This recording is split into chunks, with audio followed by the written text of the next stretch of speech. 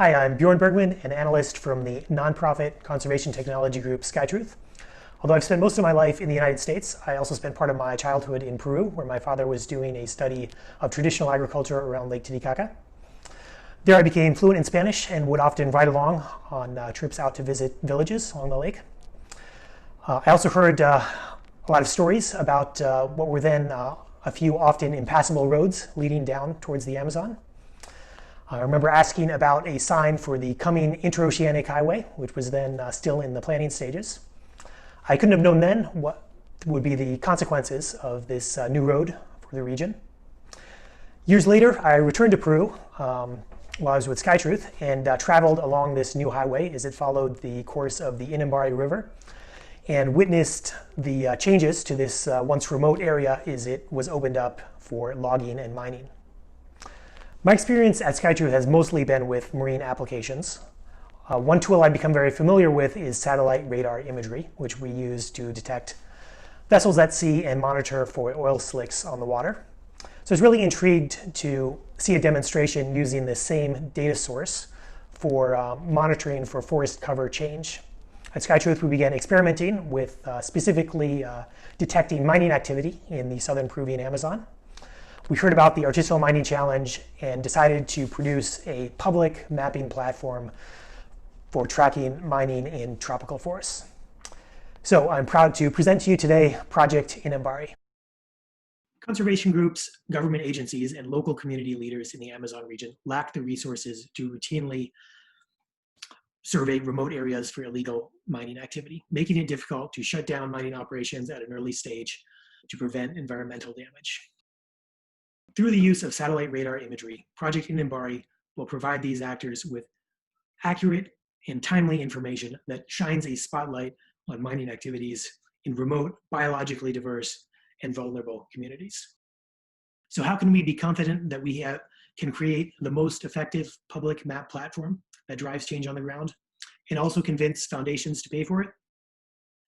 Because we've done this before, SkyTruth launched Global Fishing Watch in 2016 with Google and Oceana. We built a map of all fishing activity around the world. Global Fishing Watch proved so successful that it is now an independent organization with 44 employees partnering with countries to improve their fisheries transparency and management.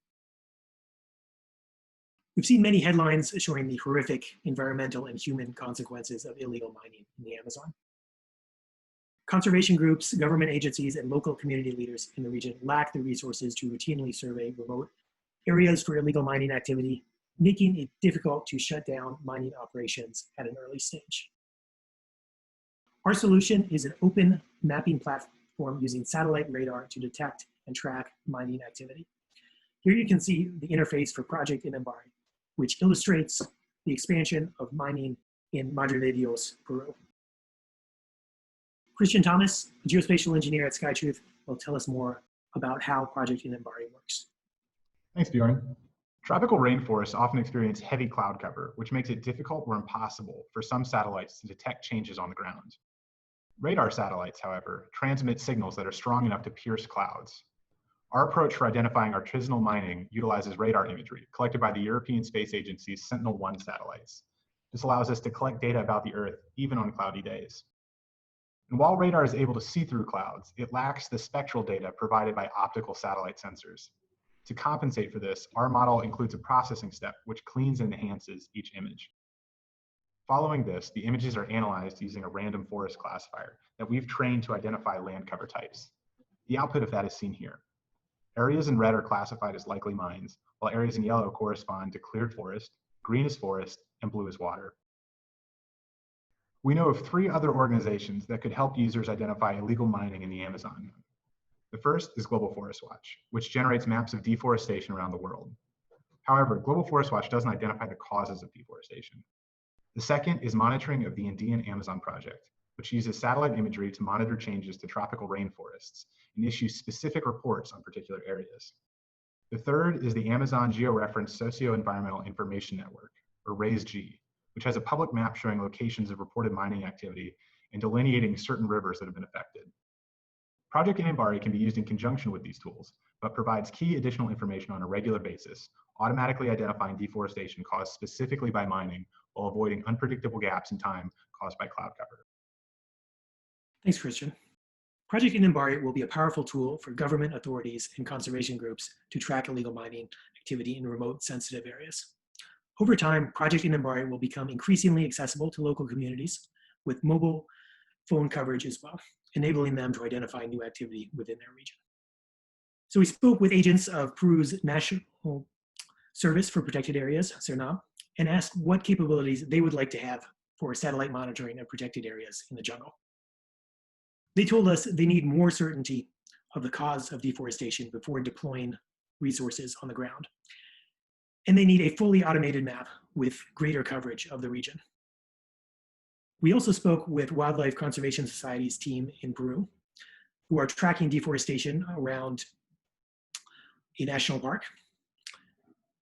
They could benefit from a more convenient way to track mining-related deforestation and evolving threats to the park. Now I would like to introduce Alice Foster, an intern at SkyTruth this year, who helped develop Project Inambari. She is going to show us an example of the kinds of things we've accomplished so far. Thanks, Bjorn. The Indigenous Mundaruku people are under threat.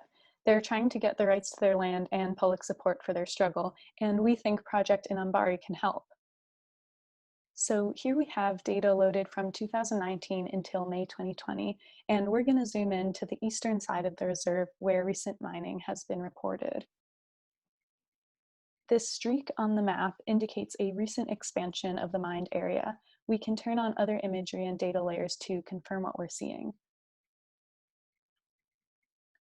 This is Sentinel-1 radar imagery. You can see the faint impression of the mined areas, which we process in our detection model. I've also turned on GLAD alerts generated by Global Forest Watch in purple, which show extensive areas that have been deforested. And we can also turn on Sentinel-2 optical imagery. From June 18th, 2020, we can see in these bright open areas deforestation resulting from mining operations. If we run our model from October of last year, we can see one particular area of recent expansion. This is what we hope to accomplish with our partners in South America to ultimately decrease mining. SkyTruth is a successful nonprofit organization that has been consistently awarded grants from foundations to fund this type of project. Our outreach to users is through partnerships, word of mouth, traditional media, and social media. For example, SkyTruth currently has a partnership with Wildlife Conservation Society to use satellite imagery and data to detect harmful activities in protected areas around the world, including southern Peru. We see three primary risks associated with our project.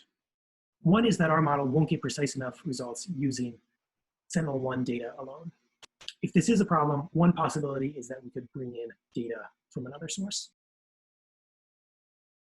Secondly, authorities may be reluctant to act on detections of illegal activity. But public maps and data produced by Project Inambari can be used by our partners and the media to create pressure for action.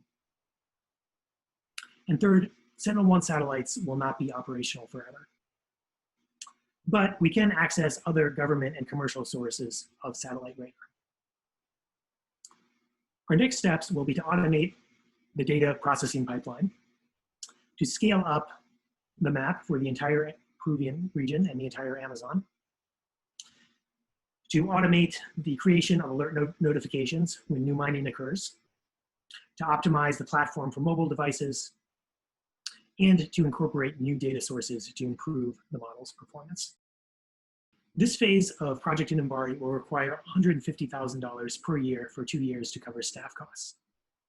Generous support from the Artisanal Mining Challenge will enable us to solve key technical problems more quickly, lowering the risk profile of the project and making it more attractive to traditionally risk-averse funders.